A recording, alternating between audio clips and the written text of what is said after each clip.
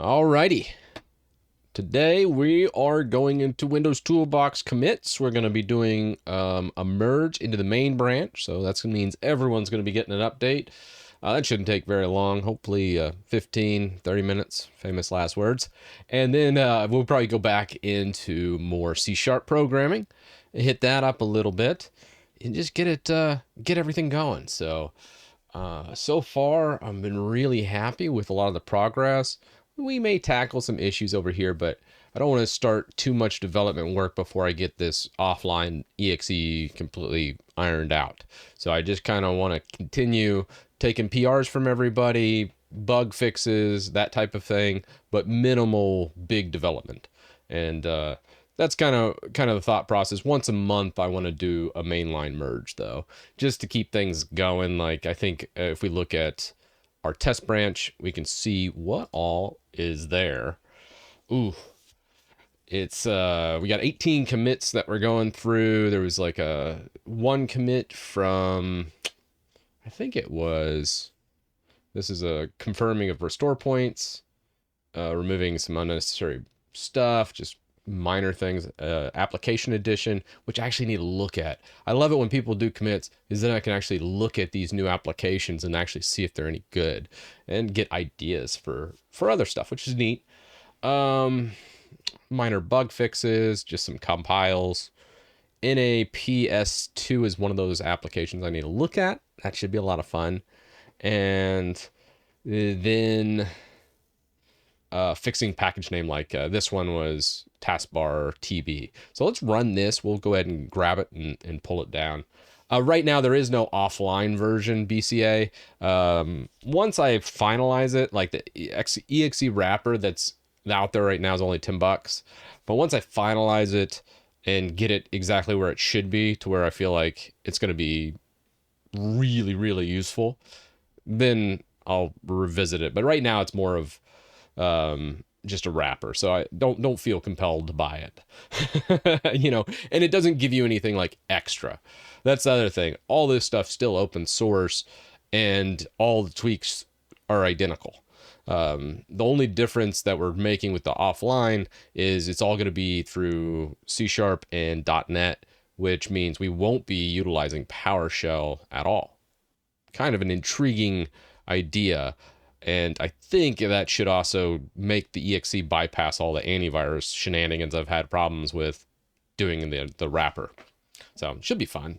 But yeah, like I said, I don't want people to go out and buy it feeling like they're going to get something extra right now. Maybe down the road, those people that did buy it early and donated, and it turns into an amazing program and it ends up being like $50 or something. Yeah, obviously all these legacy people would be saying, hey, I got a great deal. But I always want people to feel like if they do donate or buy something from me, I want them to go, dang, you should have charged more for this.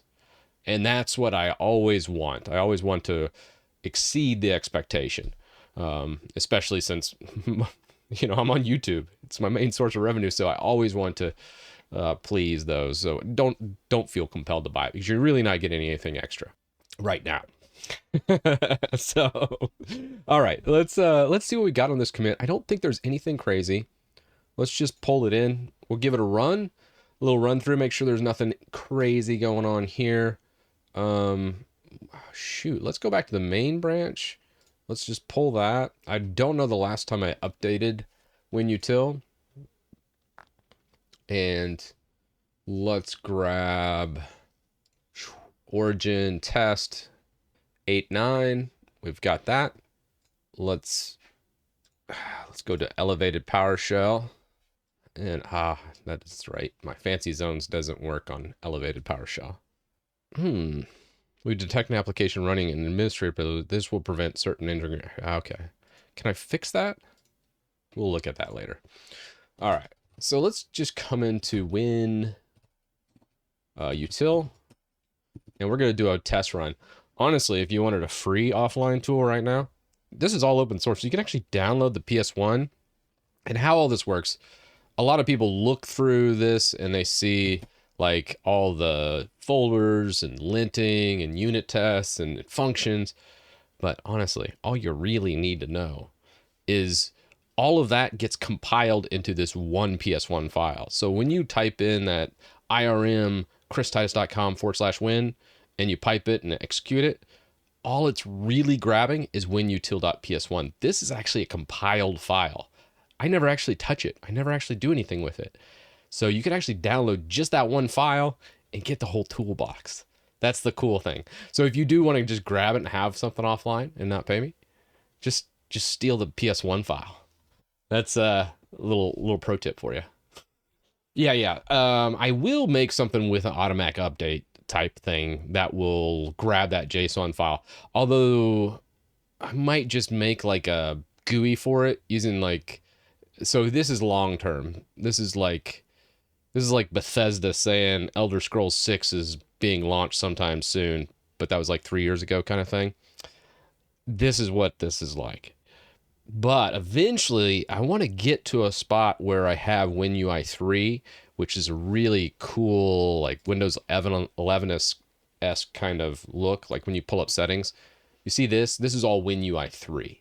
That's the libraries they're pulling from. So I think I'll probably update the offline executable to have like an optional GUI version that'll be all WinUI 3 and look like better than any piece of software on the market. Oh, that'd be super cool.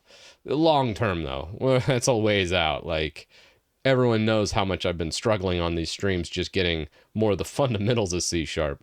Lord knows once we pull up Visual Studio and get into the GUI aspects and using those libraries, I might need a drink of heavy alcohol to get through those streams when those do eventually happen. But that's the long term. So let's run this, see how our test is actually doing.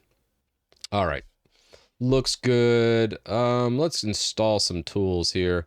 Let's grab, I think we already have shell. Let's just see if that's already there. It's an easy one. HWinfo is really nice for grabbing like GPU and CPU temps if you ever use it. Completely free, open source as well. I think it's open source. I don't know. 100%. Quit that. Retry. We're just going to update it. All right, cool. So that works. Let's just do some desktop tweaks. Let's run that. I think that's already there. Yep, perfect. Let's run those tweaks. Looks like we're creating that restore point. It also changes one tweak in the test too. It was actually a submission by Barnacles that you can actually change how many restore points you can have, so you can have multiple restore points in a single day. By default in Windows, you can only have one restore point every 24 hours. I found a tweak, registry tweak, to where we can have multiple restore points. So if you're running this a bunch, the tweaks a bunch, it'll actually make multiple restore points. So then you can rewind in time now, which just another improvement. It's always these little tiny improvements like that stacked upon each other over a course of many months, many years that really make fantastic software. So that all looks good. Let's just do a reset network, I suppose. Or which one? Let's see. Yeah, that's still working. Okay. That's fine. All that looks good. Updates. Looking good. Okay. I think this is ready for a merge. I don't see anything there. We'll pull that down and create our PR, and then we'll move on. Yeah. Starship on the PowerShell prompt. Actually, I think I'm doing a custom one. I think I'm using Oh My Posh actually instead of Starship. So let's just flip over to our test branch. We should be able to get, let's open a pull request. We got 18 commits.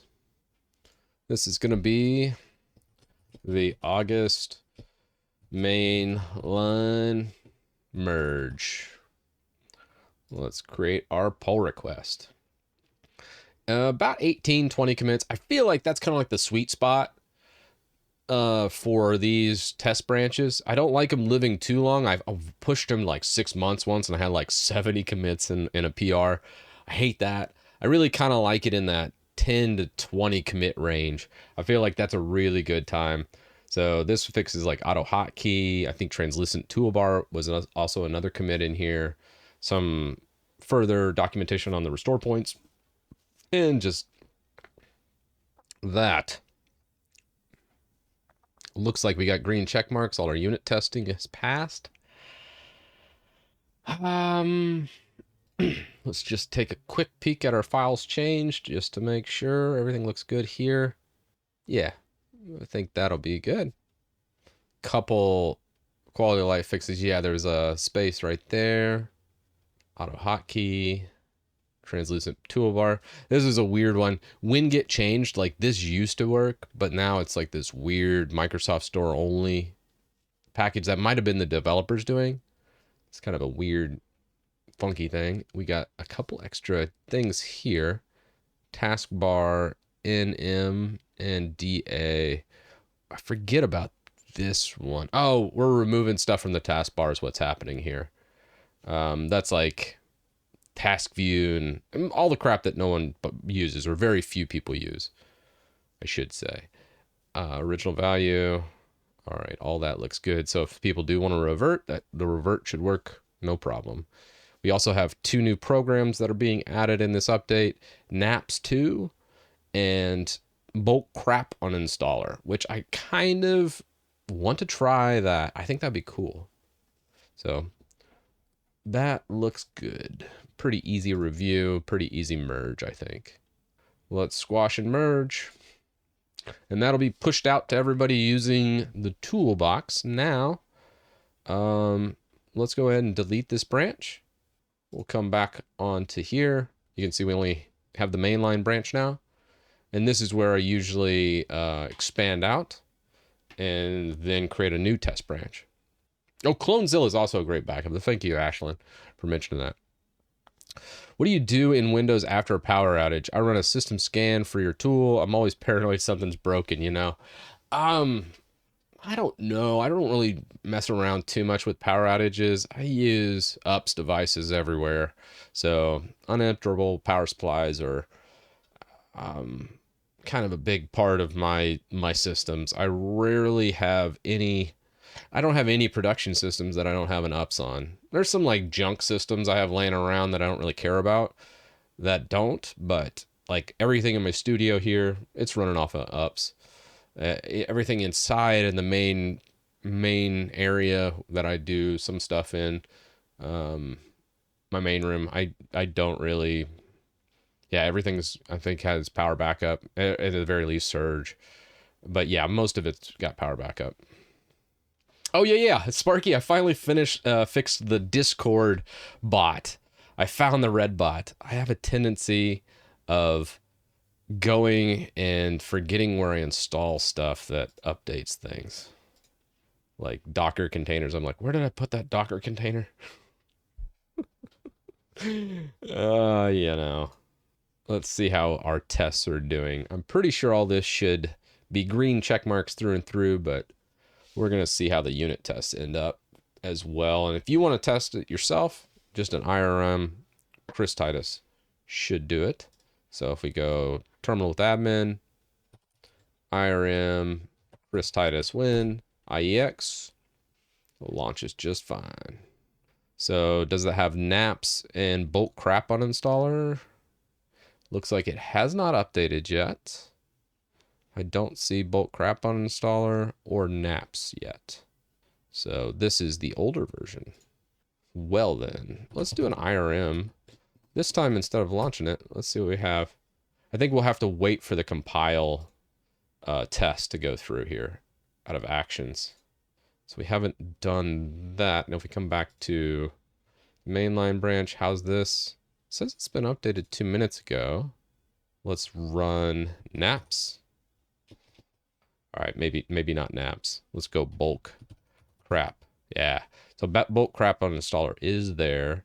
Let's go to the raw file. This is what is kind of tricky about GitHub. When you do an update to a project, usually it takes up to 5 minutes before the actual raw files are updated. So let's go Bulk Crap. Okay, now it's there. So let's relaunch it one more time. We'll pipe it in, and it's still not there. Why? And we can see the date up at the top, 8/8/23. That should be 9/7/23 now. Could be a cache on my side too. Oh yeah, I need to look at them, Sparky. I've just been swamped lately, but I definitely will. I've used fog machines in the past too, but I've always kind of wanted to set up a centralized server that can push images out to workstations, especially like with the rise of thin clients and things like that. Using those open source tools could be very neat. Oh, it does? Okay, new versions pushed out to you guys before me, which is pretty funny. Huh. Alrighty. Yeah, I should have that there. Oh well, I'm sure it's fine. It's probably just something with my my cache file here. We could always just pull the raw file directly in as well, but I'm not worried about it. Invisible can, yeah, it's V8 actually. It's a green can, matches the green screen behind me, so it's an invisible V8 can.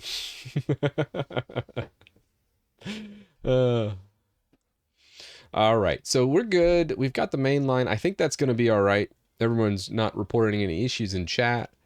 I think we'll go ahead and create our new branch now. These unit tests are taking some time on the push here. What's taking so long? 5 minutes on the pester test. I guess it is a pretty big program, so that is all right. So let's create a new branch. Today is the 7th. I like to just go 2023-09-07, and we're going to call this test. So that's going to be the new branch name. We'll create that. Yeah, and if we look at all branches, I wish there was, is there an older version of like trash branches? Yeah. So I've been pretty good about my naming convention on the test branches. Just doing the date and then test. So then you know kind of when the last time, like this one was a commit from July. This one was August 9th.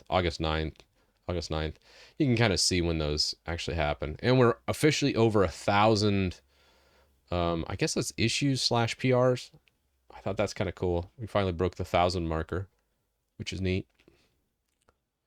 There's also improvements to the system restore points from Windows. You can make multiple system restore points within a single day. So if you run the Tweaks tool more than once, it's going to create multiple restore points. So there's always going to be restore points there. All right, that's good. We're going to leave that as is. Come back into here. And one thing I did want to test with the new branch, let's just grab this and let's fetch. We'll grab this new branch. All right, we're going to be on the new branch. There was one thing about VS Code from yesterday. I also changed my fancy zones so it takes up less gaps and stuff like that. From yesterday, looking at our Tweaks.json, we changed a bunch of values in here, and there's something I wanted to try. Let's grab all this, and what I wanted to do was come into our WinUtil. So this is the new test branch. Oh, what happened? And there was a tweaks under config, I believe it is. Tweaks.json here. Let's remove tweaks.json here. And I wanted to make a new one. Vim tweaks.json based on the exact version we have from our WinOneShot. Yeah, whatever. Go. Bam. So this cleaned up a little bit of the tweaks and also added some stuff. I wanted to see if it messed up anything. It probably did. And I wanted to kind of look at the comparison from that. I think it's just part of the community, Balder, why there's a lot of C stuff that's not not there. So this does look like there's some problems. Like this right here, we added all these quotes so they'd be string values instead of int values. This got removed and that. Okay. So let's discard these changes. I think what we need to do, we need to fix that up again. So let's go cd WinUtil, and we're going to go into config, and we're going to, what is that? Tweaks.json. Ah, man. Yeah, Tweaks.json. There's one thing I wanted to look at in here, and it was those values. They messed with us before, and I wanted to fix them up and then bring them over again. So when we're going through here, see how these value equals 0? What I wanted to do was do a substitute of this. So let's do a global substitute of, we can probably do value colon space, and then we're going to go 0-9 like that. But we also need to encapsulate that using regex. And then we want to replace that value with value colon and then $1, then G. And I believe that should replace everything with that. Maybe. What did I miss? Ooh. I think, do I have to escape those? No. What's the best way to do that? I messed this up. Is it dot? No. Do I need to escape the zeros? I thought I didn't, but maybe I do. Yeah, you're right, I do. Do I escape? No, I don't escape that. I thought that would encapsulate. It shouldn't be $1 for the replacement though. That should actually grab the 0-9 and then put it in the. It should put it in the variable there, right? Oh, it's -1 for the capture group. Okay. Okay. Yeah. Okay. So then that's how it is. I'm thinking of regex in VS Code. I think uses the $signs. Okay. Thanks, guys. Thanks, chat. Twitch chat saves me again. Chris, do you think 7-zip has more potential than WinRAR thanks to its plugins? Probably. WinRAR seems like it's kind of a dying thing. Not very many people use it anymore. Well. Oh. I'm such a goob. I forgot to put the quotes. I was like, wait a second. I just pasted the exact same thing I captured. It's like, wait a second. All right, cool. So we did all that. So then we could, let's see. Does those tweaks work now? Let's go desktop. Actually, let's clear that. Let's just run disable telemetry and run that. Pretty solid. Okay, cool. I just wanted to verify that and make this commit. Fix values for strings. The main reason for that is we needed that tweaks.json to be in string value instead of int value, specifically for our C# program. The JSON file, how it is absorbed through PowerShell, it doesn't matter if it's a string or an int. So I just wanted to make sure that it still accepted the string values in quotes. I figured it would. It's PowerShell after all, but still something I wanted to make sure was good. So we'll push that to our test. That'll get merged as well into the main branch for probably next month's thing, unless we get a lot of commits this month. So that is good. I wanted that. So we'll test our the C# program now. Twitch Copilot versus GitHub Copilot. Yeah. Yesterday was like Tuesday was the best programming day of my entire life. We learned about nullable values. We learned about deserialization of JSON files. We learned, oh my gosh, a whole bunch of stuff. How to omit certain values when absorbing those JSON files. There was so much that we went through in just like 2 hours. I think it was like 2.5 hours was the whole stream. And most of that was just me messing around, you know, like I do. So that was the best programming day of my life. I learned probably, hell, probably half a semester worth of programming in like 2 hours. It was insane. It was just an insanely productive day. If we could get half as productive as Tuesday, I would be so happy. Yeah, pzip was really good. I actually added that to the toolbox. So if you haven't used pzip, let's do that. So if you go IRM, if you look, I believe pzip's on utilities over here. Oh, we don't have pzip? Bro, come on. How do I not have pzip over here? Do I not even have it on here? Oh, that's just criminal. Yeah, pzip's better than 7-zip. Is it not on WinZip? Maybe it's not on Winget, and that's why I didn't do it. I fail. I failed. I failed as a tech influencer. I didn't even add pzip. What's wrong with me? We got to fix that. I'm sorry, guys. We're gonna have to do another commit because that is just something that has to be remedied ASAP. That's just ridiculous. How did I not have that? Oh, man. All right, let's go Elemental P. Let's go WPF install pzip colon Kalak. Let's go winget colon pzip. Nice try, Copilot, but you're wrong. Coco. I believe that is right, actually. For that. That should fix it. Let's make sure Coco pzip is there. Yeah, pzip. I thought that was there. Coco usually has better terminology. Yeah, pzip's in both places. So we've got that installed on our JSON file. Let's go through adding it to our GUI now. So we have it into the here.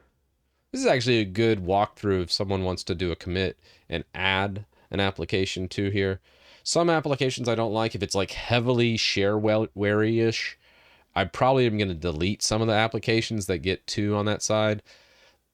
If the one that's like on the fence for me whether or not to get rid of, I'll just show you all. Like if we look over here, like let's just look at this. There's a couple over here I'm like, I don't know. I think we look like WinRAR's fine. Sandboxy Plus is on the edge. Process Lasso also on the edge. The freeware functionality is actually not bad, or the free functionality is not bad, but kind of leaves a little bit of a bad taste in your mouth kind of thing. But it's still functional enough. One thing I do probably need to get rid of, I think it's like Internet Download, or is it JDownload Manager? One of these download managers really sucks and I need to get rid of it.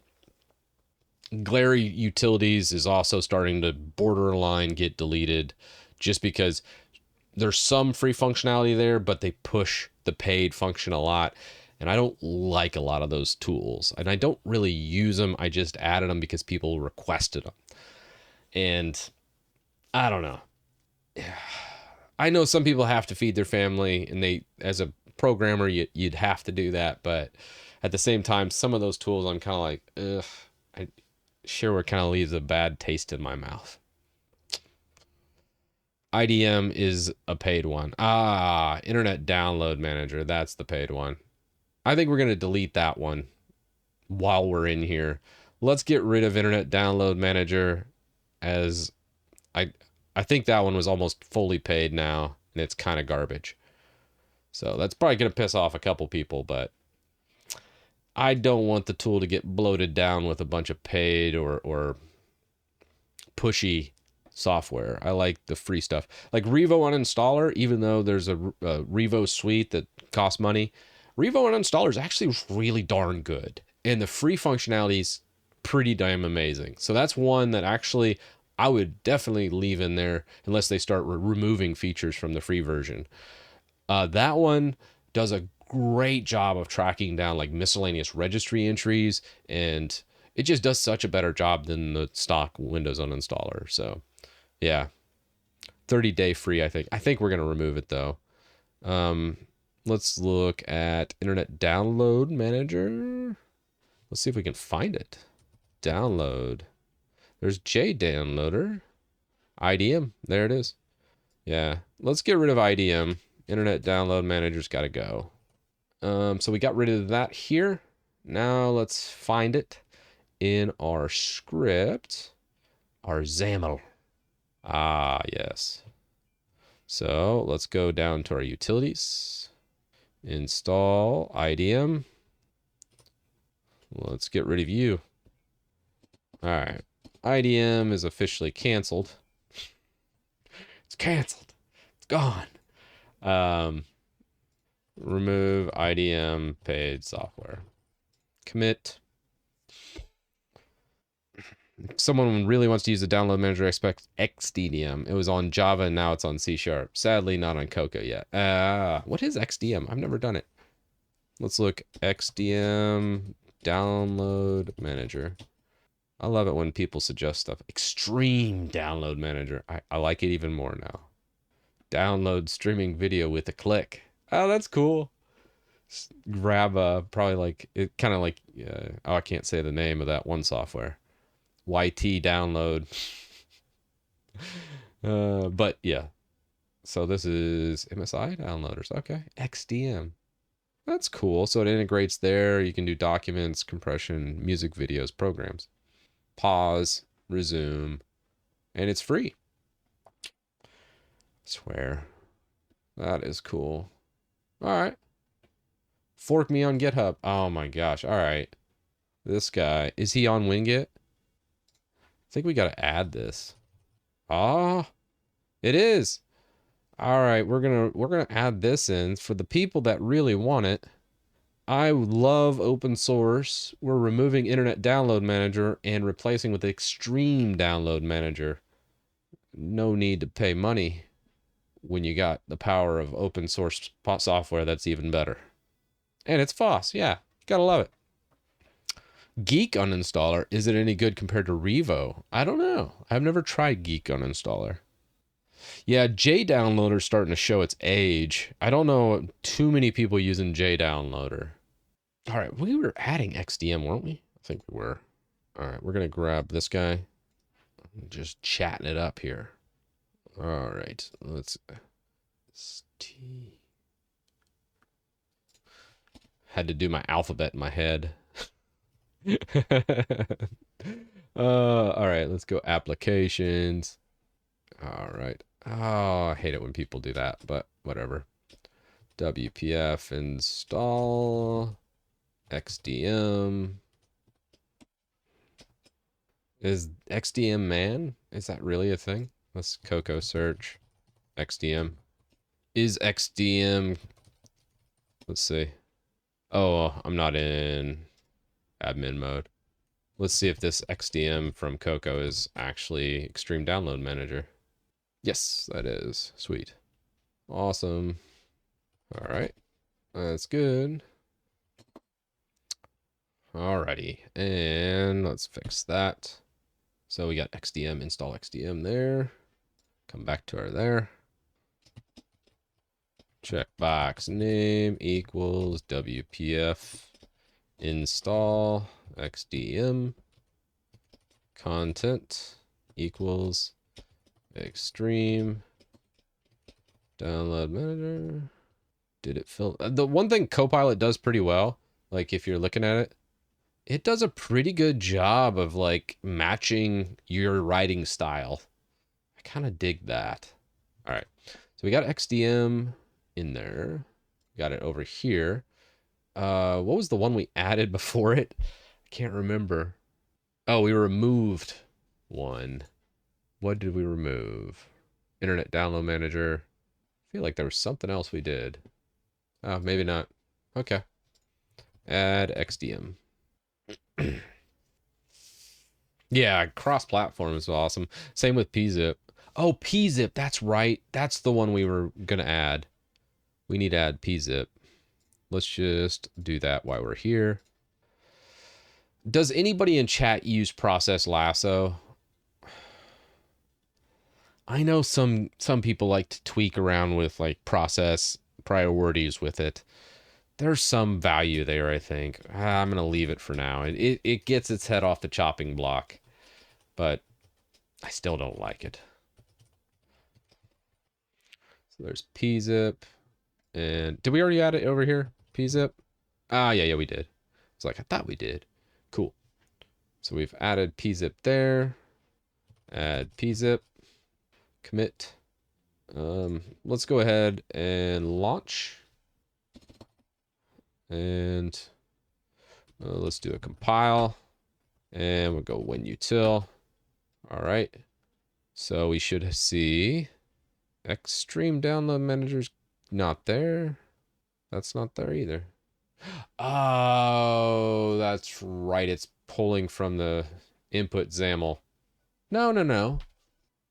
Oh, I know why. Admin. Whenever it relaunches, it runs the IRM from christitus.com/Windows whenever it's not elevated, because this is a test environment. So if we go WinUtil and then we run it again, now we should see those. Extreme Download Manager, pzip. Let's install pzip, shall we? Pzip's awesome. It's probably my favorite compression, uncompression tool out on the market right now. It's even better than 7-zip, I think. Very cool. All right, cool. I just kind of wanted to toss that up. Let's just toss that over there. All right, cool. Let's add that repo. We'll commit and push. Cool. So that's probably 4 or 5 commits, just knocking some stuff out. Do we have anything in the issues? Oh, yeah. Fixed. That's been merged. I think we could add, Music B is actually a good one. I think that was in here. Somewhere. CPU Z appears twice under utilities. Does it? Am I not seeing that? I only see it once there. Maybe that was a bug. Let's see. Bitwarden. Oh, that's GPU Z. Oh, that's a bad one. The second one's GPU Z, not CPU Z. Okay, Barnacles. Yeah, GPU Z is a little different. Process Explorer. Yeah, there's a lot of old scripts that you could use for that. Like, what was it? Why am I Sysinternals? All the Sysinternals tools. So if you go Sysinternals in, oh, actually not right there. Probably we'll just close out of that for now. But let's go get search. I don't know if these are actually classified as sysinternals anymore. Sysinternals. Yeah, they still are tagged as it. So there's a lot of really cool sysinternals I would like to add. RDC Man's an amazing tool. So RDC Man, if you've never used it, you can, if you're doing a lot of remote desktop stuff, using RDP, RDC Man's like invaluable because you'll just have an entire list of servers or whatever you're doing for RDP, and you can just open up multiple instances of RDP using RDC Man. That's an amazing one. Auto runs is kind of interesting. I haven't used it in a while, but kind of showed everything that gets started up on the system. Let's just install some of these and see if you guys like them. Let's just grab that. It's been a while since I've run this one. Auto runs. All right. Let's see what's starting up on my system. So you have Microsoft Edge installer being that active setup installed components. That's interesting. Do I still have Edge on here? Thought I got rid of it. Oh no, I did. I got rid of Edge. We got XDM that we just installed, Steam, Reddit wallpaper changer. What's that still doing there? Let's delete that. Edge auto launch. Delete that. All right, we'll get rid of noise suppression. CMD alternate shell. VMware tray. Is there anything else in here? It's kind of interesting to see. Most of these are registry entries. It's pulling up right here. There's the shell, task scheduler. This is actually pretty useful.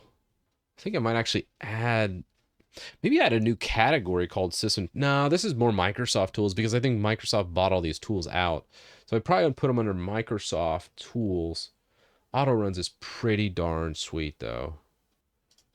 The TeamViewer, get rid of that. Run as admin. So the task scheduler.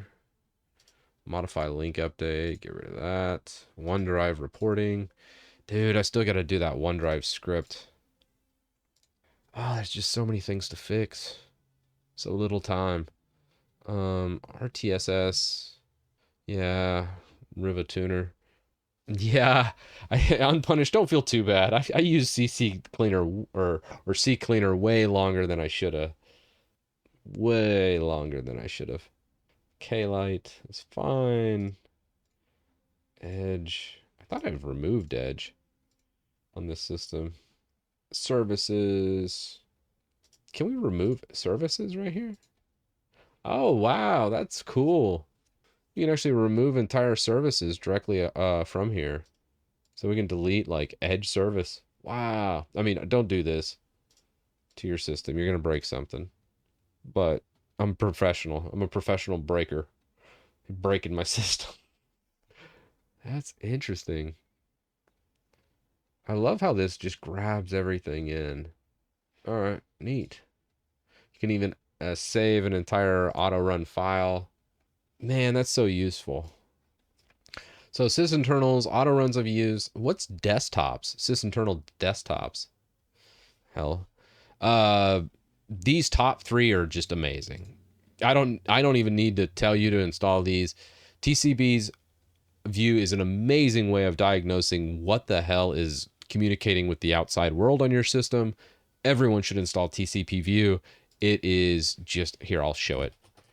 Install TCP view.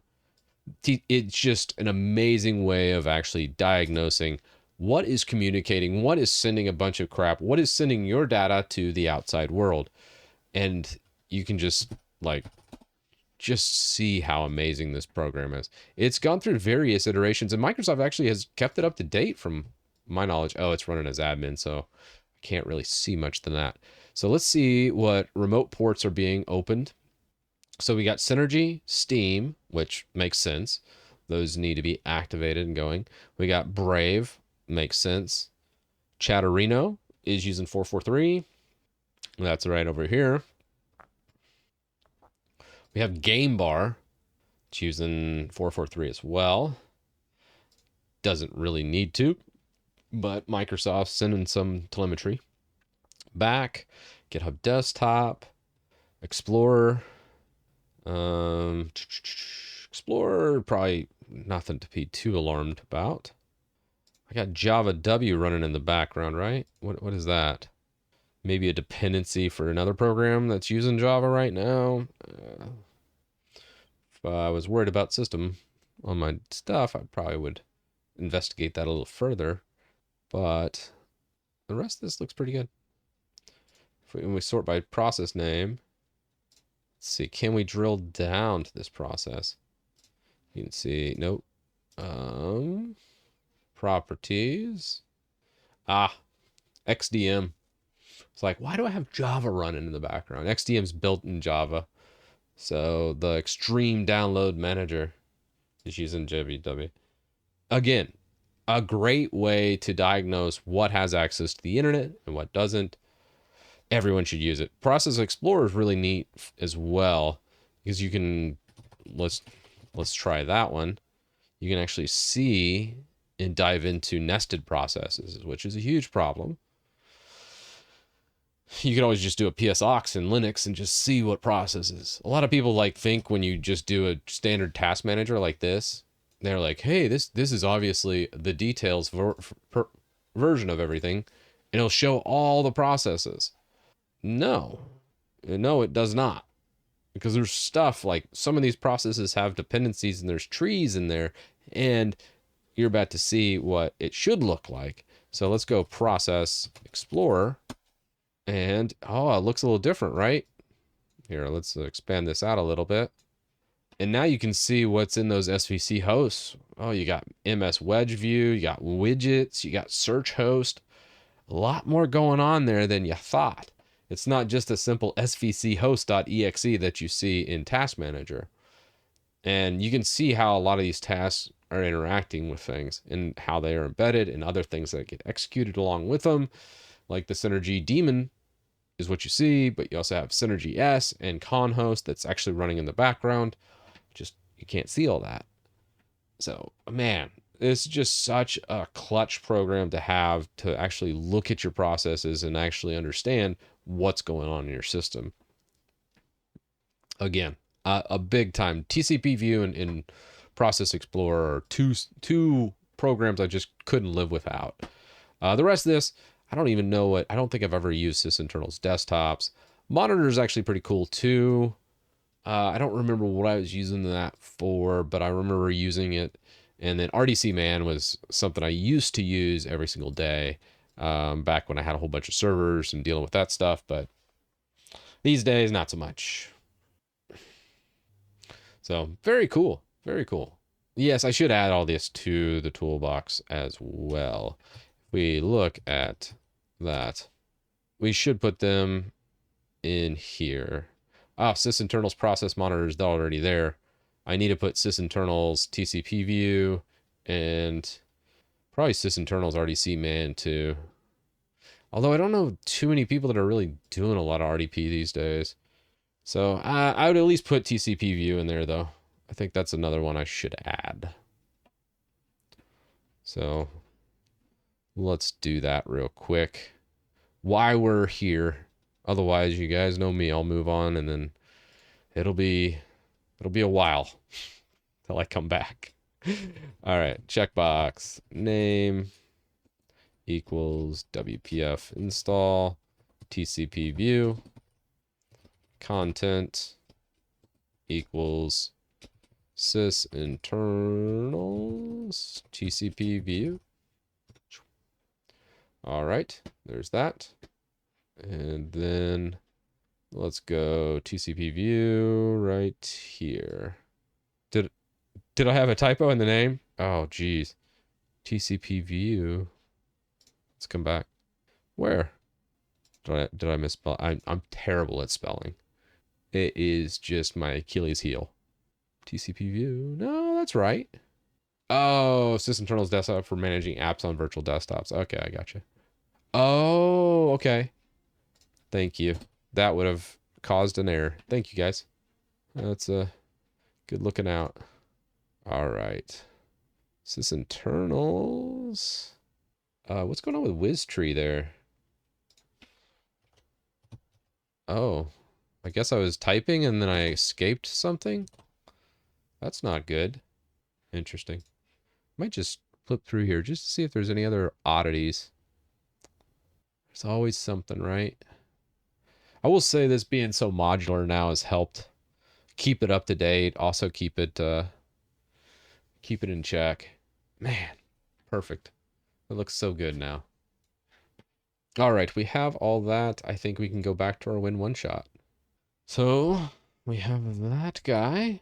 And what I wanted to do, if we go over to WinUtil, config, tweaks, we're going to take that over to WinOneShot. We're going to run and just replace file destination. Perfect. I want to make sure everything runs as it did yesterday, and we're good. Let's close this guy out. Did I not commit that? Oh, I didn't push. All right, we're good. Let's go WinOneShot. We're going to do one last run here. This is up to date. WinOneShot. And let's go into my project. And we're going to go with .NET run. See if this still runs properly. It does look like it's still running as we left off on our Tuesday stream. No errors, no whammies.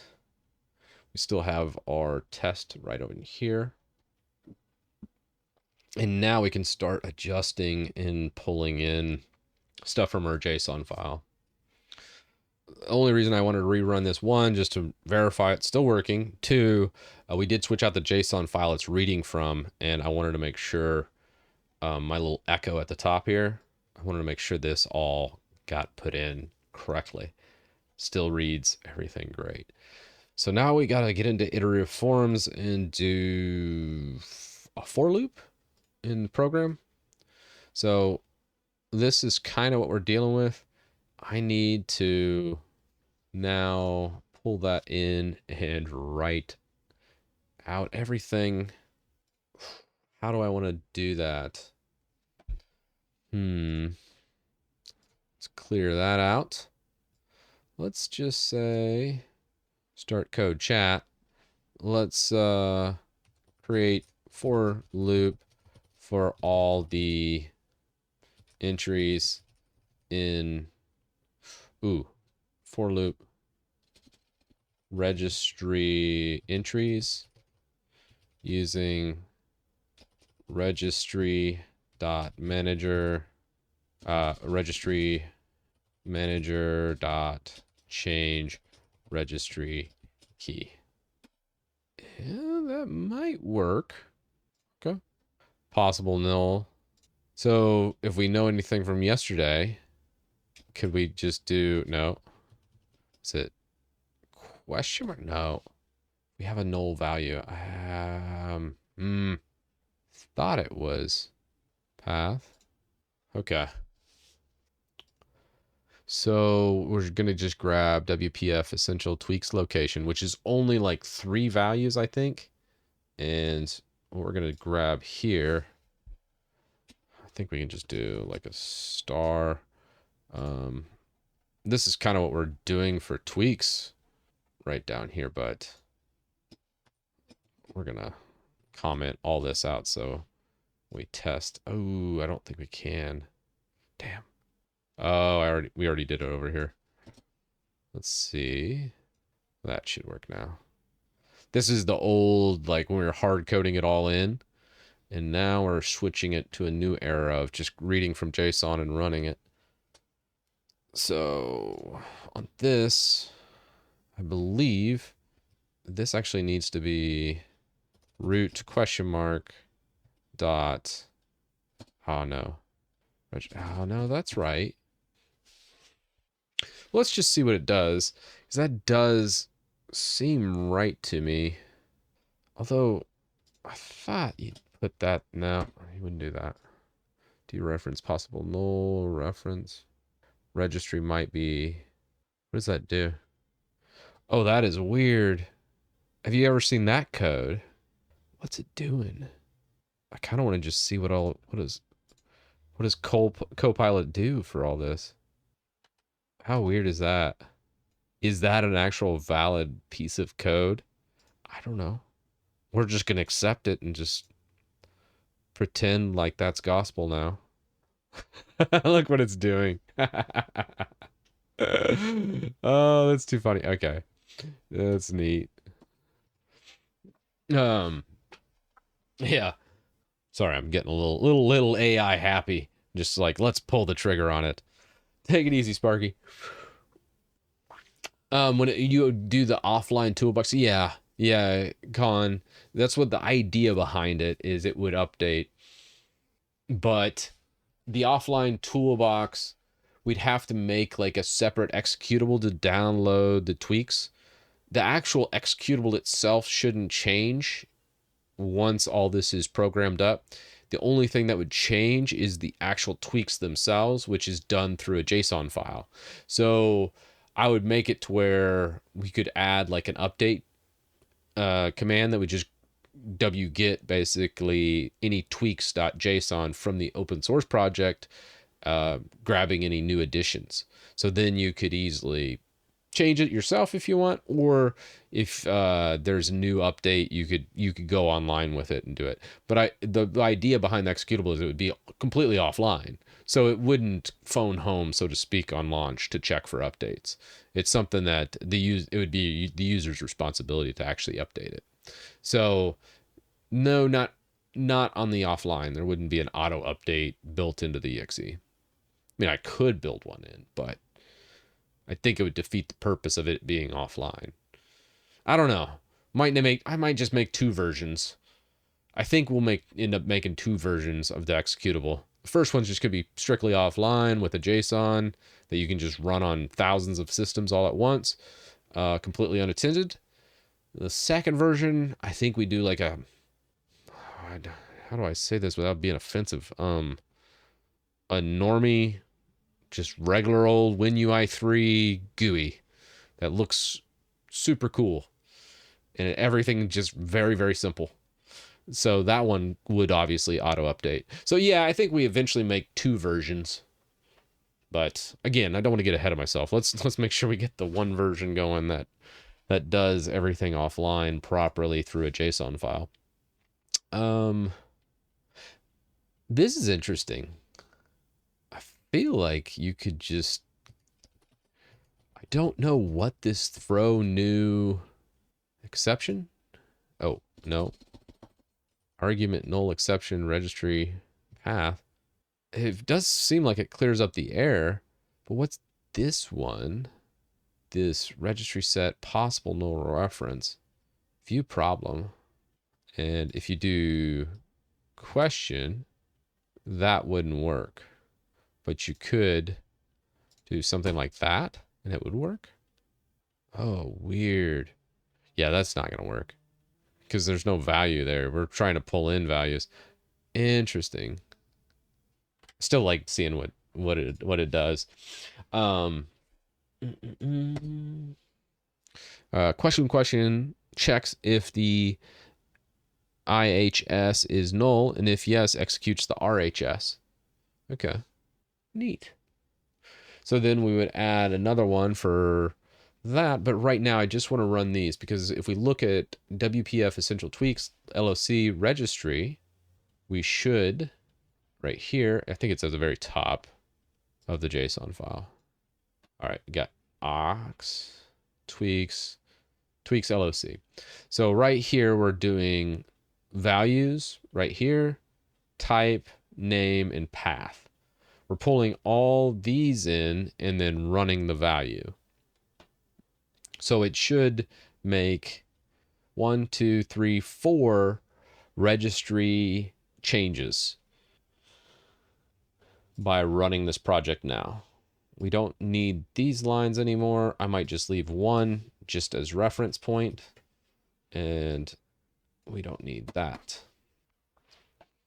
So this is if we want to change the value, it will run the path, which I feel like that's not going to give me exactly. Shouldn't it be like a $, @ question, quote? Oh no, that's going to mess things up, won't it? Maybe not.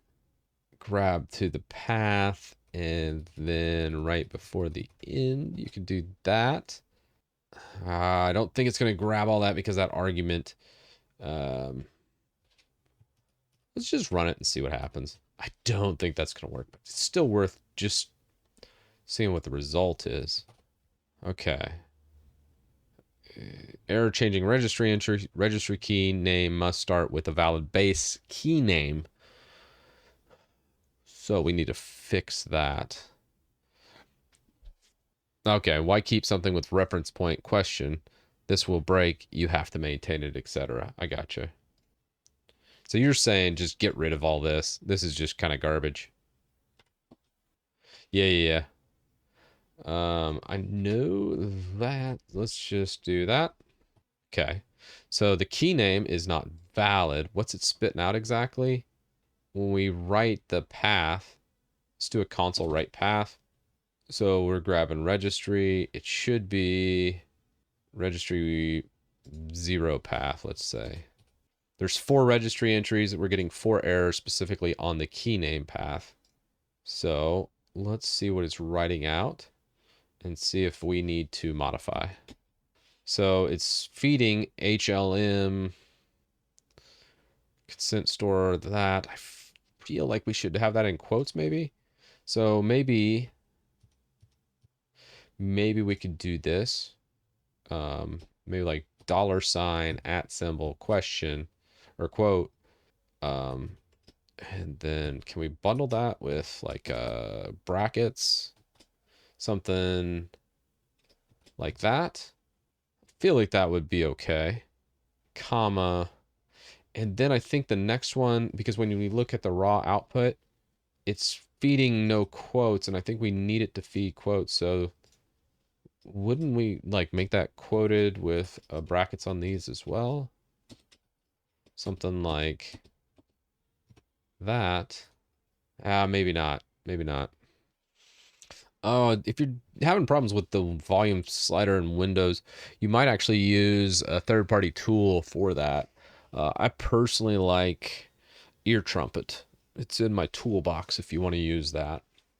So if you have audio issues, definitely check out Ear Trumpet. That should hopefully fix it, but that is also if you're getting it constantly resetting to 100%. Typically by default, Windows will reset things to 100% when it's like unplugged and plugged back in. So you might have some bad connection there. You might clean that. Like if it's a headphone type thing, it could be that. Or if you're using like a optical cable or something like that, it might get loose. Those things have a tendency to pop out. That can reset your volume to 100% when you have bad connections. All right, let's see what this does. I don't feel like that looks the right. Man, that doesn't look right at all. I think we can just do $ question mark. Maybe. Registry value D word. So let's see. Registry value D word and then log file path. So that would be fine. I'm just thinking we can pull these values in, make sure there's quotes around them, and then it should make those changes for us. Maybe. Just maybe. All right, here we go. No. Parameter key name, invalid base key name. So what? Let's say we do that. Let's run that.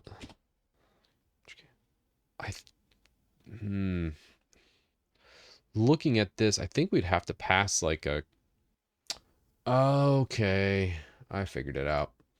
So it's passing HKLM colon, and it needs to translate that HKLM to that HK local machine via the registry key. So let's pull up registry.cs, and then when we're getting the value of the key path, can we change the key path? Let's see, where's key path at? This is the registry set value. Let's take here, fix. Let's see if AI can fix it. Actually, that's fine. We can actually fix that too. That's not exactly what I wanted to fix though. Let's go Copilot, start chat, and I want to change any key path variables from HKLM to HK underscore local machine. Okay. So that would work for HKLM, but we also have to deal with current user as well. So HKCU would have to be translated to HK underscore current user, I believe. Yeah, I mean, that's pretty damn good. Like I said, I don't know very much C#, which is going to come back to bite me for sure when I run this, but it could very well work here. Why is changing registry value easier on CMD batch file than PowerShell? It's not. setting it through PowerShell is just as easy. I don't know why every like script online does that. Maybe it's because they don't know PowerShell. PowerShell's a weird language. I'll give it that. But I actually know a lot of PowerShell. So when you're setting a value, it's like set item property, I believe. It's just a different syntax that very few people know. So people are doing it that way. But mun, to give you an example, why I say it's not, which it isn't. It's just a learning tool. I use it extensively in my script. Set item property is something you should know. So here is what it does on the script. This is all PowerShell right here. Set item property, you specify the path, you specify the name, and then you specify the value. To me, this is a hell of a lot easier than CMD because it actually makes sense. Where CMD has some syntax and really bad shenanigans. So the reason why you see all these tweak scripts using CMD is because the person doesn't know PowerShell. Otherwise, they would just use PowerShell. No one uses CMD over PowerShell unless they just don't know PowerShell. I can't emphasize that enough. There's a couple instances where that isn't true, but that's the exception, not the rule. Just from my experiences. Would it not be best to replace HKLM in the JSON file? Yeah, Daff. That would be the easy way out.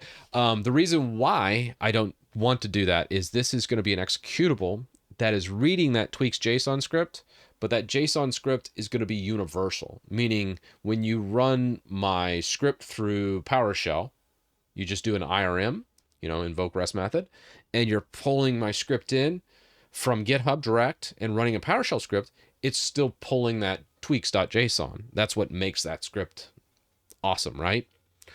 Well, that's completely open source, completely free. You can just use it forever like that, right? And I always get tons of feedback, and I'm always fixing stuff, and I'm adjusting those tweaks JSON in that open source project.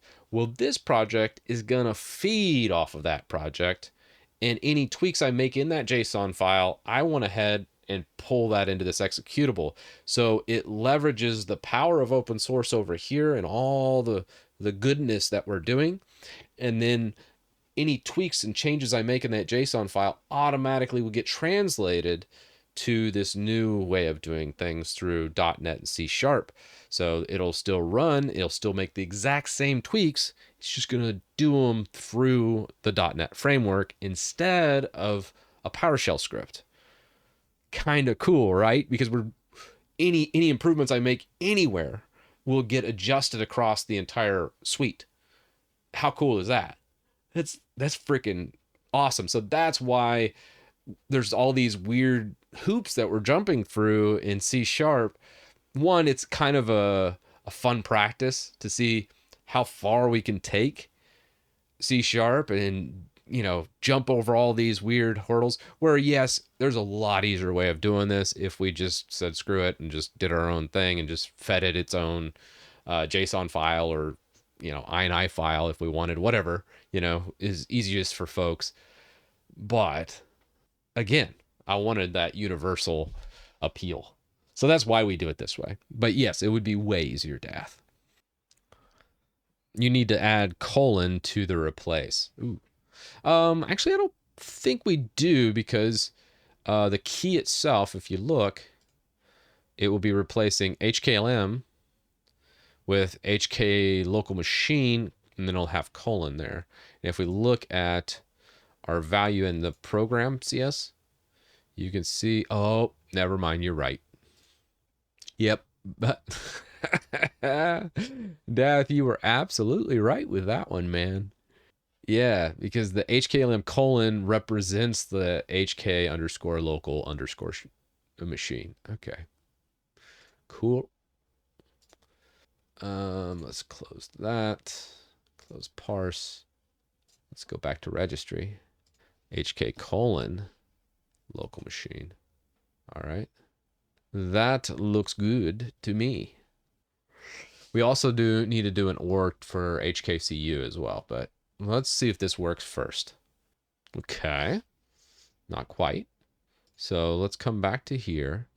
Why still doing HKLM here? And we have autosave on, right? Yeah, we have autosave. So whenever it calls the change registry value, get value, HKLM colon, it should on this one. Oh no, it's feeding that. Line 22 add colon, okay. Ah, yep. Thank you. That was it. Something simple. Let's see if we get the same problem. Same problem, parameter key name, okay. And let's just make sure this get replaced from copilot is actually doing what we want it to. When we're doing registry.get value, that's key name path, okay. Let's see if this replace structure, I want to try that. Let's go over to our program CS. In our right line here, let's just say we wanted to change this. And if we look at the syntax that Copilot's doing, I believe we can just do a dot replace and see what that does. I think that's like a non-null value possible. I think you can just do that to make sure that doesn't do anything with their null values. Let's just see if this actually replaces it with HK local machine and look at the path it's spitting out. See if, yeah, no, that's exactly what we need. HK local machine. Kind of neat to see a replace in action though. Why? Okay. Let's just take this for now. We know this is no good. We'll comment that out, but I want to see, what if we do registry entry dot path? Okay. And do we need to make those non-null values like that? And then what if we do like a console write line as like a debug? Yeah. Something like that. All right. Perfect. So in a perfect world, that would spit out the exact path we need. And if that's not right, then we can look more into the function. I would rather do this in the function. I'm just doing it for debug purposes right now, for simplicity's sake. So then if we do a .NET run, I mean, that looks pretty good. Kind of want to fix these errors too. Possible null references. Registry line 19, 41 character. Let's fix these two. Program 16 and 10. Oh, well, yeah, those warnings are actually not really that justified because I will end up using that value. Well, let's try and fix that key path in this loop over here just to see if there's something going on. I have a feeling when we do this get value and set value, this key path, we might need to change a different way. And I think we could probably just set the value of key path, just doing like a key path dot replace and just add another line instead of doing it directly as we do this registry set value function. And that would fix everything.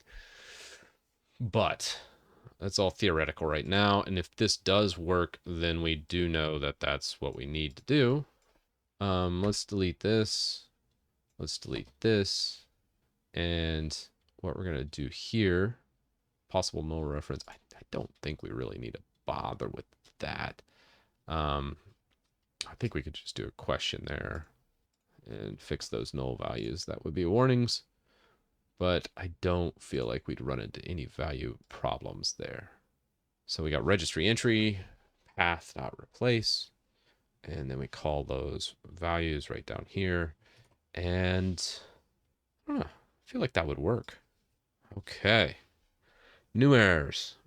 Things are looking good. Changed registry from that. Input string deny is not in the correct format. Yeah, D word's actually hexadecimal. So that does make sense.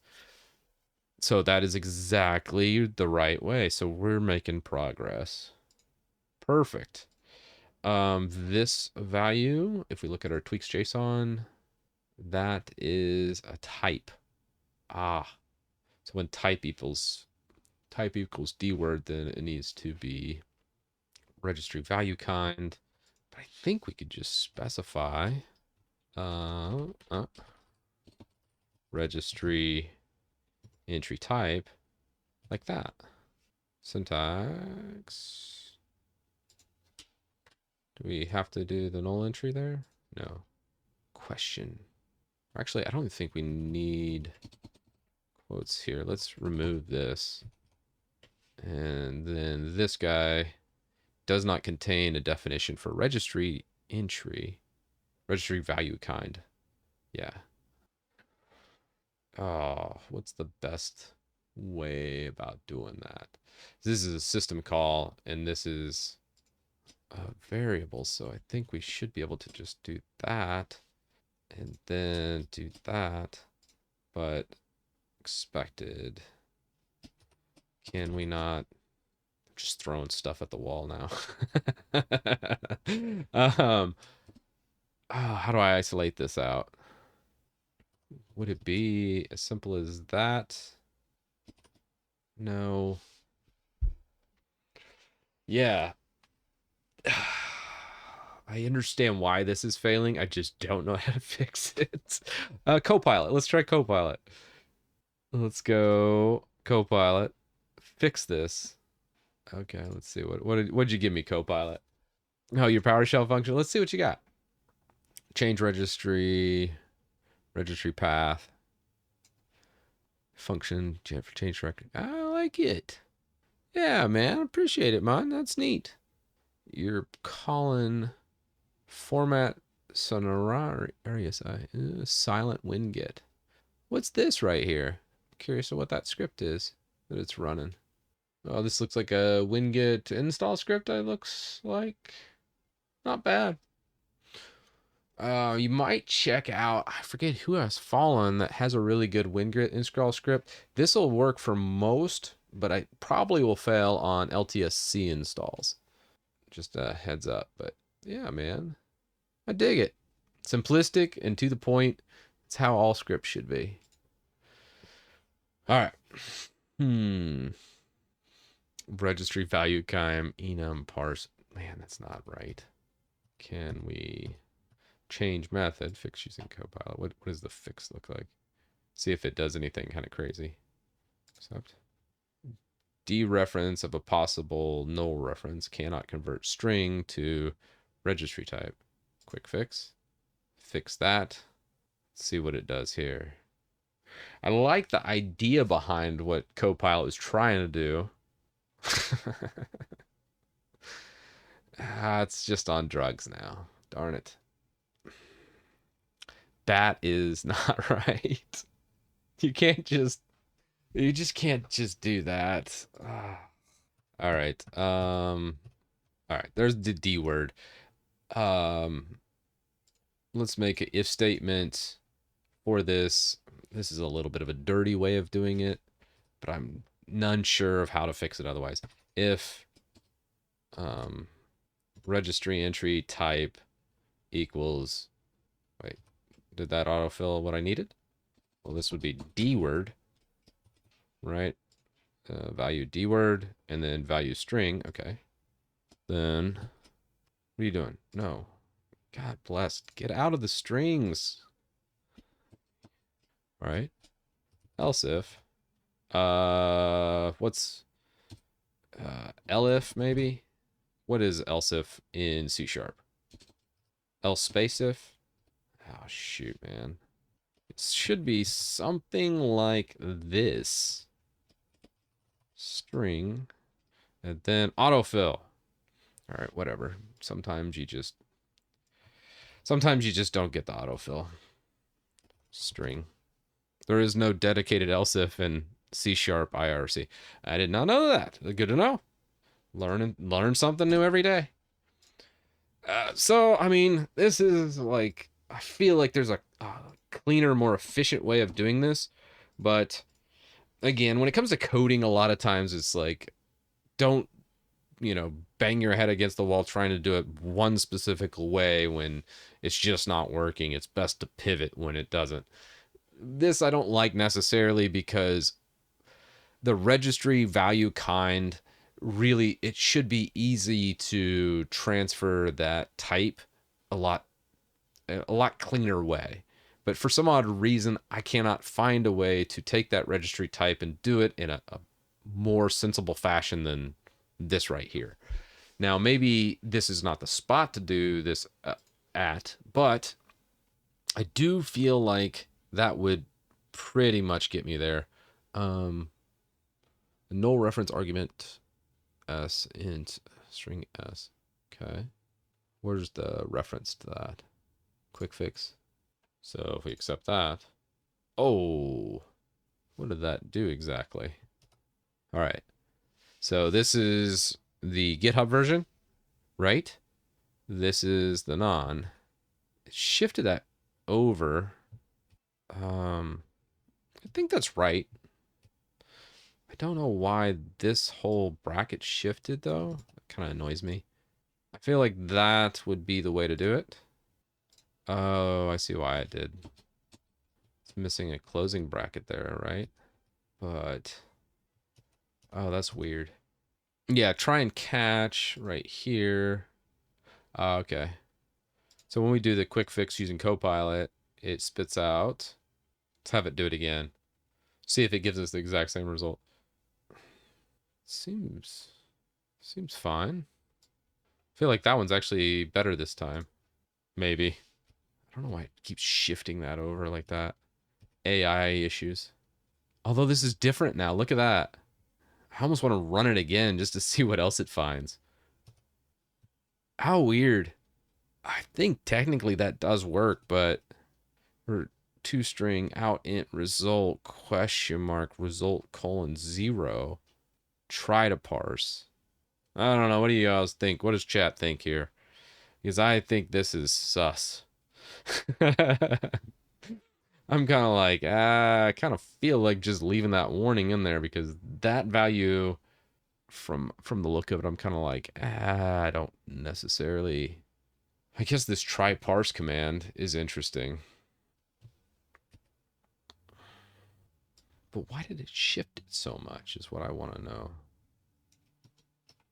And this one shifted way over too. Let's try it, see what happens. I'm game. I feel like all that should work. Okay. Change those registries to denied, and then HK local machine, current version, accessibility, consent, store, location. That looks fine. But I should have gotten a change value right here like we did up here. Changed value from overrides. Consent store location down here is just a, so if we run it again, this is just a debug command. We'll take that out, so then I'll get rid of that bottom line. Now if we run it again, it's only running the string value now. Ooh. So it's skipping the other three. All right, fine. Registry value type, kind. What if we just change this to a string and then we absorb the value type, and if the value type equals dword, then it does this string, and then if the other, where else is value type? Value type's right here on registry set value. So I don't understand why we would do this right here. Why wouldn't we just say value type equals this? Like, we're doing this huge conversion right here, and I feel like that's the wrong way of going about it. But let's revert. I think this stupid using Copilot just messed with us. I bet you if we go back to the old code like this, we rerun it, we'll get four outputs. That would make sense to me. Nope. No, we did not. All right then. For each value. Oh, this is why. D word. Is it that simple? Is it just a simple capitalization? Yeah, that's what it was. Oh, it's always the little stuff. Little semicolon, capital W versus a lowercase w. Okay. And that is done. And we're calling those values in. So then I think the next thing we do for registry entry dot root, what if when we're doing a recursive search on the for loop, maybe we can do a wildcard right here. I don't know if this exists or not, but do a wildcard. We'll scoop through the entire thing. Anything with a dot registry in the JSON, we'll go ahead and run it. And that way we don't have to keep adding things. And if we do add like a section, like a WPF essential tweaks Titus, whatever, whatever thing we get added, it'll just go ahead and grab it because it has a registry section. So add a wildcard instead of using WPF essential tweaks location and then grab all the registry entries here, I think would be good. Yeah. It's always interesting in programming. There's like 20 different ways to do one thing. So none of them are necessarily wrong as long as it works. But there's always more efficient ways. I'm always fascinated by learning all the different ways. So let's take this and let's go start Copilot chat. Change. Let's see what Copilot spits out. WPF essential tweaks LOC to be a wild card to parse. Getting wordy here. How do I say be a wild? I think just to be a wild card. Let's see if that's enough. Yeah, I don't think that would be. It looks like that would already error out. But that's exactly what I was thinking about doing. But like if we look at this and we do wildcard identifier expected invalid expression term question, I don't think we can do that. So if we come back into here, let's start a chat again. Change WPF ES tweaks LOC to pull all the JSON structs, I think you'd call it. I would say structs. I mean, not necessarily, probably using the wrong terminology here. Let's see what AI thinks about my jank. What is exactly that? Do you think that would work? Well, first level of the JSON structs. Oops. Because I feel like that was going to enumerate and grab all the... shoot, I don't know. Change WPF ESS tweaks to be... Because it would be the first level, right? Yeah, first level. Let's try to chat that out. Change WPF. I feel like it's just asking the right question. To pull all the first level JSON objects. Put the registry class name in the variable in the if else instead of repeating the whole function call. Oh, that's true. Let's see. Registry class name in the variable. Yeah, we could, where it says like registry entry dot path, we could, yeah, I see what you're saying. Oh, yeah. I wonder if this will work though too. This is kind of an interesting. Root does not contain the definition enumerate object, and no accessible extension enumerate objects can be found. Quick fix. What did that do? Oh, var object root enumerate object for each registry entry in object var get property registry enumerate array. Would that work? This is hilarious. I'm just gonna keep trying to do. Yeah. We can change that. I was looking at this to see if we can't pull this entire. Oh, maybe. What's it want to do here? Oh, that feels super jank. I think that's kind of unnecessary. Anyways, sorry. I was just looking at exactly what it was wanting to do. does not contain path. This is not working correctly, I imagine. Anywho, yeah, very interesting. Let's come back to here. Let's first fix the way you set it death.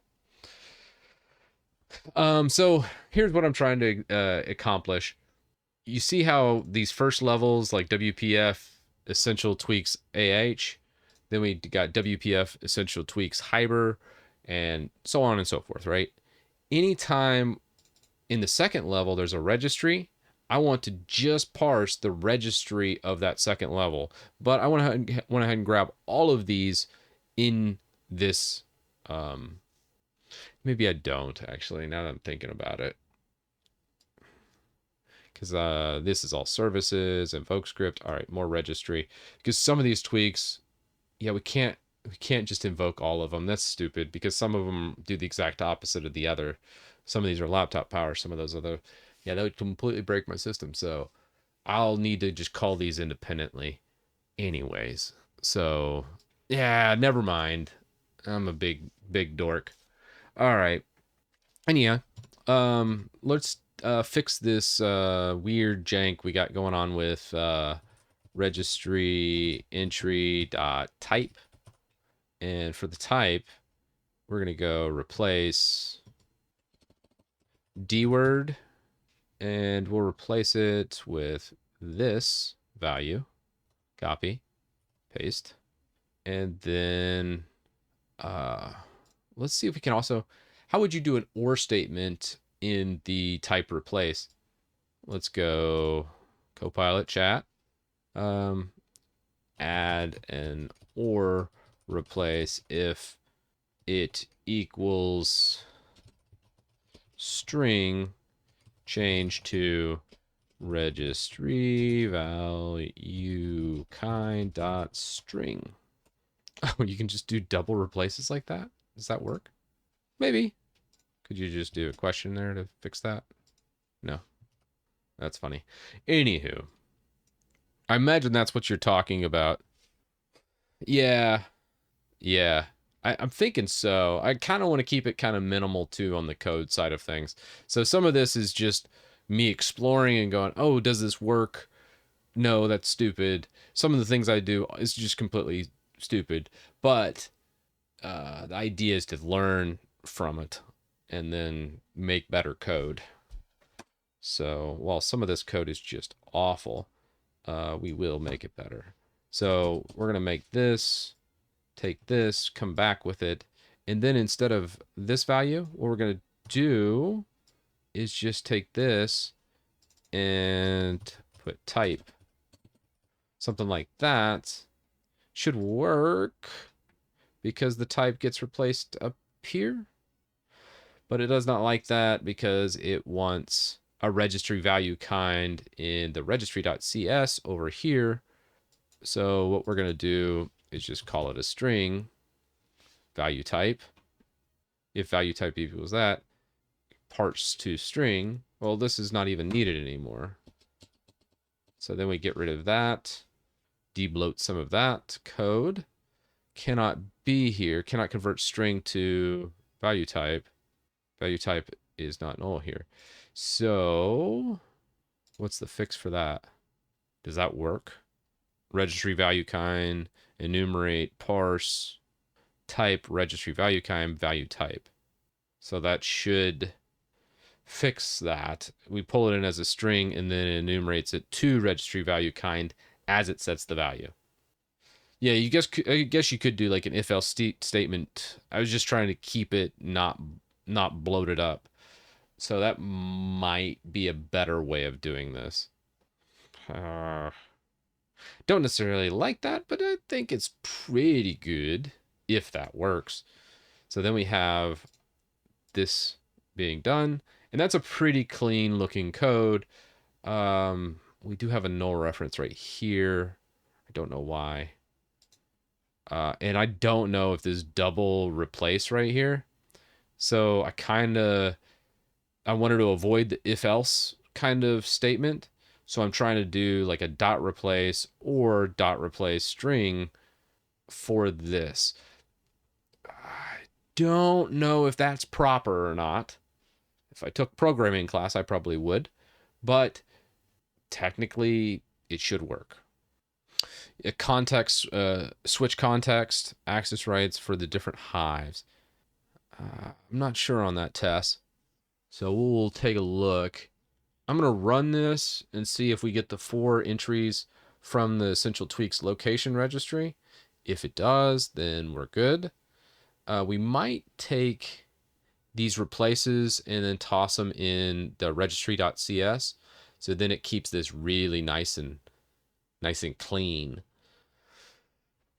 in the actual program.cs file. But for now, I think all this does make sense to me, and it should work. Okay. So I didn't like the type. Registry value kind. Not found. I've run into this problem before. That did work, though. It looked like the replaces were perfect. So the dot replace looks like actually good code. But how we're doing it on the registry.cs over here, this enumerate's not working. So, because this is a system call. Oh, man. So what is it spitting out there? What if we don't... I think maybe because we're passing the value type as the full registry value kind D word kind of thing. What if... Let's comment that out. Let's push that value as a D word and string directly over here. Maybe the CS will be able to enumerate it just off of value type being D word, not registry value kind dot D word. That might be enough. Okay. That worked, except for how it was done in the the JSON file. See how it says D word and then D word right here? This is wrong. This should technically be D word. Replace. And then if we come back into here, dude, caps matter. Caps matter bad. So then let's rerun it with the JSON file with proper D word. And I bet you it works. Bam. Gorgeous. Absolutely gorgeous. All right. So now we'll just need to specify for each run. This is where we can make some... We don't even need this anymore. This is so cool. I'm really happy I did this because I wanted to know, can we do the dot replace? Because guess what? We're going to have to do a dot replace up here too. So dot replace colon question mark. Yeah, it even knows. It just read my mind. It's like, we're going to have to do that same thing. So very neat. And now we can enumerate it properly and everything is right with the world on the registry.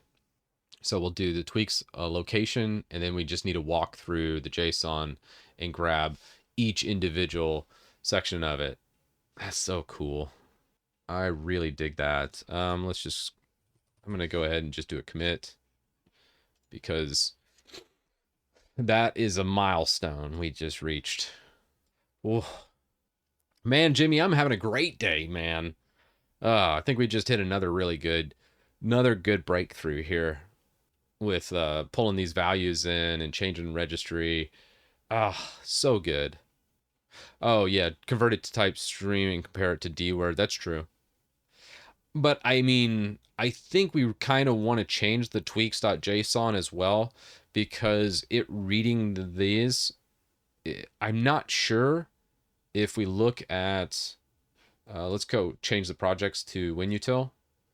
So here's the current test. Let's just see what changes we made. Is if we come into WinOneShot, our project, here's our tweaks that we've been messing with, and we come back into WinUtil, go into config, drop that in, replace. All right, you can see the changes. Now, I feel like all of them should have been caps, D word caps, instead of just D underscore W. Because the underscore W, when it pulls this in, I think these values might not be submitted on the official toolbox because of how that D word is specified. Windows really, really focuses on these caps, so I feel like maybe these weren't actually getting properly applied. Either way, it is the official Microsoft way now, and I want to make sure that's universal across the board on WinUtil. So that's good. So both projects complement each other, because whenever I find these little bugs, the EXE can fix things that maybe get missed in the PowerShell script, because it is doing a lot of tweaks, and sometimes it's hard to know, hey, did that get applied?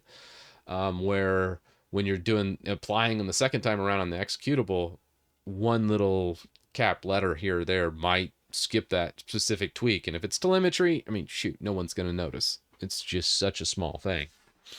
So pretty neat. I love it. All right. Well, so the next steps here would be to pull in, use this format. We'll be pulling in what tweaks we want to use. So here's the activity feed tweaks. We'll pull these in. Hibernation tweaks. These will probably omit from it, or we could possibly put them in. I'm trying to think. Yeah, no, we'd probably do that. No, we'll omit those, because we would have to run power CFG with the invoke script, which will get skipped. So I probably will omit that, or if I do hibernation, I would probably just do the power CFG hibernate off, because this is really where all the power is, not necessarily in the registry entries. Home group services would probably be the next thing. So let me just notate this down in here so we know exactly where to pick up at. Let's just say to do, and we're going to just say first up would be service implementation. So grabbing services, instead of doing the services here, we're going to grab the services from the Tweaks.json. The next up would be complete registry JSON structs to pull. When we look at these, so we'll pull like essential tweaks home. Definitely home group is awful. I think it was removed in Windows 11. This is more of a Windows 10 thing. There's essential tweaks location. That's the one we actually already have, but we need to grab these top tweaks home, and then tweaks AH, which is just activity hub. So we'll just fill those out, and then we got the essential tweaks, which we'll grab too, which is the service. Actually, yeah, that's the service implementation. And what other things are in here? There's a lot in this JSON file. Lot of tweaks. This is more, scheduled tasks. We also need to look at that. So let's say scheduled tasks from JSON, Just gonna put all that. I mean, it should pretty much there.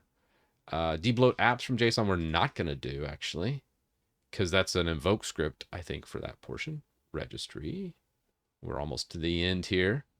Tweaks Wi-Fi, registry. All of that is registry. I think that's it, really. And here's the AppX debloat. Registry. Right here is registry being caps. Is that necessarily coming over? Wish I was a little more strict when I accepted some of these commits on this. These registries being lowercase and uppercase, we'll have to standardize as well. But that's about it. Now it's just pulling in those specific ones. So we're just basically going to copy this for function and then specify this. I wonder if we could use like a variable for that, and then specify, or maybe an array, and then specify in the array we want to use these specific tweaks in here, and then it just goes and does one for loop, And in that for loop, it would specify all the registry and then go to services and then go through scheduled tasks and be done. So that's a little bit harder way of doing it. If we wanted to just say screw it and just pound through and get it done in a day, we could probably just hard code it and just make a bunch of for loops. I feel like that's not the way to do it though. I want to try and do it through an array and then try and read each one in the array. Could we do probably a nested for loop, right? So we could do a nested for each and then specify those in there. I don't know. There's a bunch of different ways I'm thinking in my brain to do it other than just making a bunch of for each or for loops. So we'll see on that. All right, guys, I'm gonna shut her down for the day. Thanks for hanging out, seeing the code come into play. We're getting close to the end here. I might do some more offline on this side. And I know some of this is not the most exciting stuff in the world, but as it's coming into play and I'm learning more, I do really like it. All right, y'all. Have a great evening. See y'all in the next one.